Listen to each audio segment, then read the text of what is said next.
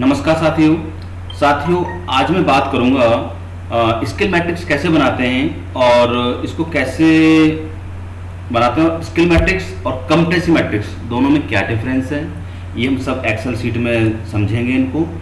और ये सारे डाटा हैं, ये फॉर्मेट समझेंगे इसी के, और ये सारी डिटेल समझेंगे। हम एक एक करके हम समझते हैं। ये सारे फॉर्मेट हैं, इनके बारे में समझेंगे एक एक करके, ठीक है। तो साथियों आइए हम स्टार्ट करते हैं। तो स्किल मैट्रिक्स बनाने से पहले हमें कॉम्पिटेंसी स्टैंडर्ड बनाने पड़ेंगे कि हमारी क्वालिटी हेड की पोजीशन में क्या क्या रिक्वायरमेंट है, क्या एजुकेशन चाहिए हमें, क्या एक्सपीरियंस चाहिए, क्या स्किल चाहिए और किस स्किल की कितनी रेटिंग देनी है हमें, वो हमें डिफाइन होनी चाहिए। जैसे मैं एक बात करूं, ये रेटिंग देते हैं हम, कितनी हमें डिजायर्ड है और कितनी प्रेजेंट में है और कितनी हमें ट्रेनिंग देने के बाद अचीव हुई, इसके जो लीजेंट हैं। इनको हम बनाने के लिए हमें क्या करना पड़ता है, पहले एक स्टैंडर्ड बनाना पड़ता है। ऑपरेटरी क्या रहेगी, किस ऑपरेटरी की, किस मशीन की ऑपरेटरी क्या रहेगी, स्टोरी क्या रहेगी, प्रोडक्शन क्या रहेगी, प्रोडक्शन इंचार्ज क्या रहेगी। तो वो सारी एक्टिविटी हमें इस प्रकार से बनानी पड़ती है। जैसे कि एग्जाम्पल ले रखा है मैंने, ठीक है।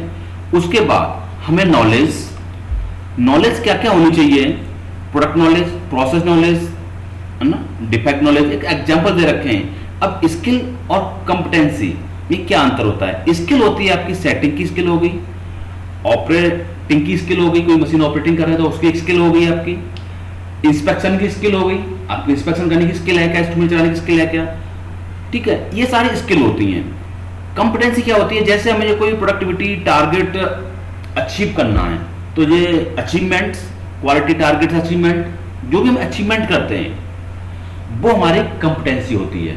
तो ये स्किल मैट्रिक्स वर्कर लेवल की बनाई जाती है और कंपिटेंसी मैट्रिक्स स्टाफ लेवल की बनाते हैं। तो कहीं कंपनी बेस पे बनाते हैं, कहीं जो स्टाफ के बेस पे बनाते हैं। अब इनके कुछ लीजेंड होते हैं, इन लीजेंड को डिफाइन करने के लिए हम कुछ कैटेगराइज कर देते हैं। जैसे आइडेंटिफिकेशन करते हैं, जीरो से need not with the knowledge, इसकी जरूरत नहीं है मेरे को, यानी कोई हम जो टारगेट देते हैं तो जैसे हमें इसकी जरूरत नहीं है, सेवन टूल की जरूरत नहीं है या कोड टूल की जरूरत नहीं है, क्योंकि हमने एक कॉमन स्ट्रक्चर फॉर्मेट ले लेते हैं। ये कॉमन लेते हैं। तो ये कॉमन लेने के बाद हम सबकी बनाते हैं, ऑपरेटर की, मैनेजर की, पूरे प्लांट की। तो उसमें उसको नीड नहीं है तो जीरो दे दो, कोई जरूरी नहीं है। तो इसी प्रकार से हम इसको स्ट्रक्चर यहाँ पे डिफाइन कर देते हैं, नो नीड, ठीक है। तो नो कॉम्पिटेंसी, है ना, नो कॉम्पिटेंस, लो कॉम्पिटेंस, इस प्रकार से हम इसको भी डिफाइन कर सकते हैं। एक्सेप्ट, ये हमारे कुछ लीजेंट हैं, इस प्रकार से हम दे सकते हैं। अब इसको देने के लिए हमारे पास ये फॉर्मेट्स होता है। ये फॉर्मेट मैंने आपको स्किल मैट्रिक्स में समझा दिया। अब इसके लिए मैं बात करता हूं क्वालिटी डिपार्टमेंट में क्या क्या कंपिटेंसी या क्या क्या स्किल होनी चाहिए। तो core tool, basic core tool होते हैं, कोर टूल की नॉलेज तो होनी चाहिए। अगर इंजीनियर है, इंस्पेक्टर है या मैनेजर है, उनको कोर टूल नॉलेज होनी चाहिए। वो हम यहाँ पे डिफाइन करते हैं इस स्टेज पर क्या स्किल चाहिए हमें, वो जहाँ डिफाइन कर दी। अब यहाँ पे नॉलेज देख लिया क्या नॉलेज है। तो ये सारी नॉलेज होगी आपको। इंटरनल ऑडिट करना चाहिए, क्यूएमएस की ऑडिट होनी चाहिए, प्रोडक्ट नॉलेज चाहिए, प्रोसेस ऑडिट, लेयर्ड ऑडिट, ये सारी नॉलेज होनी चाहिए। सजेशन नॉलेज, सजेशन की कायदे की नॉलेज होनी चाहिए उसे। तो ठीक है, इंटरनल कम्युनिकेशन कैसी है इसकी। इसके बाद कम्युनिकेशंस। अब कम्युनिकेशन में क्या है, इंटरनल कम्युनिकेशन हो गई, कम्युनिकेशन विद कस्टमर, कस्टमर साथ कैसी बातचीत करने के।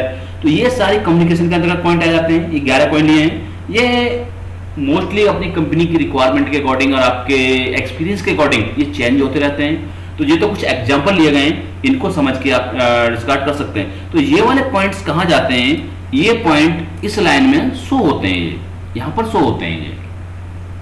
अब बात करते हैं आगे हम, एक ये हो गया हमारा लीडरशिप मैनेजमेंट।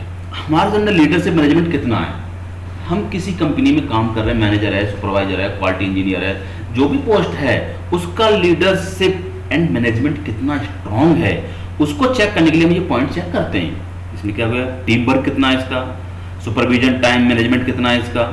ये सारी हमारी एक्टिविटीज हैं।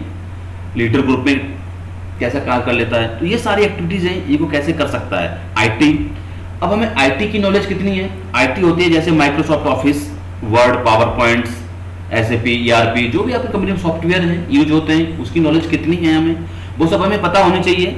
उसके बाद यूज ऑफ द इंटरेस्ट। अब देखो कोई वेबसाइट बनाती है तो वेबसाइट के बारे में पता होना चाहिए, है ना। तो जैसे जैसे आपकी क्या स्किल है, प्रोग्रामिंग की क्या स्किल है आपकी, तो ये आईटी की स्किल है। तो हो सकता है आपको क्वालिटी डिपार्टमेंट में है तो आपको power point, words, SAP, ERP, इन सब की नॉलेज होनी चाहिए, ठीक है। फोटोग्राफी की स्किल होनी चाहिए आपको, फोटोग्राफी कैसी आती है, तो ये सब आपकी स्किल है ये आईटी सेक्टर में। तो साथियों ये सब ट्रेनिंग लेना चाहते हैं तो ये मेरा ट्रेनिंग से सेशन होते रहते हैं, इस पर कॉन्टैक्ट कर सकते हैं मेरे से। ये मेरा ट्रेनिंग सेशन का नंबर, ये व्हाट्सअप नंबर दिया गया है, इससे कॉन्टैक्ट कर सकते हैं। तो हम बात कर रहे थे स्किल मैट्रिक्स की। अब जैसे कि एक एग्जाम्पल लिया है मैंने, ये आपको ये शायद दिख रहा है, ये इसका एम्प्लॉय कोड क्या है, ज्वाइनिंग डेट की है, कब ज्वाइनिंग की इसकी कंपनी, नाम क्या है, एक्सपीरियंस कितना है, प्रीवियस एक्सपीरियंस, हम इस एक्सपीरियंस की बात नहीं कर रहे, प्रीवियस एक्सपीरियंस की बात कर रहे हैं। इसकी एजुकेशन क्या है, 10th है, 12th है, डिप्लोमा है, बीटेक है, एमटेक है, जो भी है। इनकी डेजिग्नेशन क्या है, इंजीनियर है, सुपरवाइजर है, फाइनेंस इंस्पेक्टर है, प्रोसेस इंजीनियर है, जो भी है उसकी डेजिग्नेशन आ जाएगी। स्किल्स क्या क्या है इसके अंदर, वो स्किल एक कॉमन स्ट्रक्चर फॉर्मेट्स होता है, ये हमने कॉमन टाइप कर देते हैं। ये सब ने बताया, नॉलेज कहाँ से नॉलेज बताई थी, ये सारी नॉलेज, इसमें से हमें क्या क्या जरूरत है, हमें उस हिसाब से हमारी ऑर्गेनाइजेशन के लिए वो ये स्किल हम टाइप कर लेते हैं। उसके बाद हम रेटिंग देना चालू करते हैं। इसमें से 0 होता है नो अवेयरनेस, 1 का मतलब होता है awareness, exist what not work with the leader, यानी बिना लीडरशिप के वर्क कार्य नहीं कर सकता।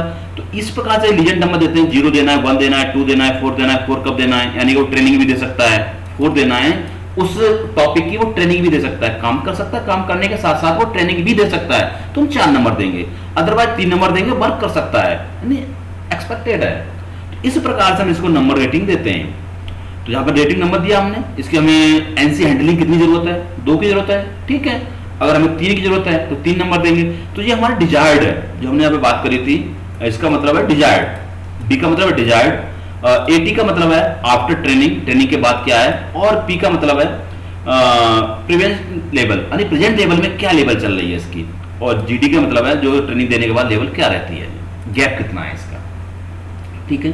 तो जहां हमने अपने लेवल डाल दी, कितनी हमें डिजायर्ड है, कितनी चाहिए उस बंदे से लेवल, किस लेवल का बंदा चाहिए हमें, उस लेवल के अगेंस्ट उसकी कितनी लेवल आ रही है, स्किल कितनी स्किल है, वो यहाँ टाइप कर दी हमने। उसके बाद जो गैप निकल के आता है, ये ट्रेनिंग निकल के आती है, बेसिकली ये ट्रेनिंग निकल के आती है। तो जैसे इस बंदे की जो ट्रेनिंग निकल के आई है, ट्रेनिंग निकल के आई है, ठीक है, 1 2 3 ये सब ट्रेनिंग निकल के आई है। अब इसी के लिए हम एक ट्रेनिंग शेड्यूल बनाते हैं। तो स्किल मैट्रिक्स कोई कंपनी इस टाइप से बनाती हैं, और भी प्रकार से कंपनियां बनाती रहती है स्किल मैट्रिक्स। देखो ये क्लासिक स्किल मैट्रिक्स बनाती है कुछ कंपनियां। तो मैं जो रेफर करता हूं, ये फॉर्मेट्स सफिशिएंट है, अच्छा फॉर्मेट है, इसमें आपको ट्रेनिंग पता लगती है और कैलकुलेशन भी हो जाती है और आपको अच्छा मिल जाता है। तो ये हो गया। अब जहां से हम ट्रेनिंग नीड्स क्या क्या है, ट्रेनिंग हमारी की ट्रेनिंग की नीड क्या है।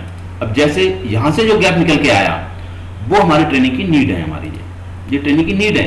तो इस प्रकार से हमें जो एक फॉर्मेट बना लेते हैं, ये डिपार्टमेंट वाइज पूरा इसमें से स्ट्रक्चर बन जाएगा आपका, पूरे प्लांट की कितनी ट्रेनिंग है, कितने ऑपरेटर हैं, कितने किसको ट्रेनिंग देनी है, क्या ट्रेनिंग देनी है, वो जहां से निकल के आ जाएंगी। इसके बाद हम एनुअल प्लान बनाते हैं, ट्रेनिंग का एनुअल प्लान।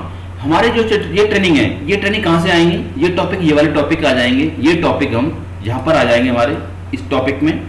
और ये इंटरनल है एक्सटर्नल ट्रेनिंग है, हम वो यहाँ डिफाइड कर देंगे, इंटरनल देंगे, एक्सटर्नल देंगे, यानी बाहर से एजेंसी आएगी या ट्रेनिंग देने के लिए, या इंटरनल ट्रेनिंग देंगे हम। उसके बेस पे हम यहाँ पर ये सर्किल दे देते हैं प्लान।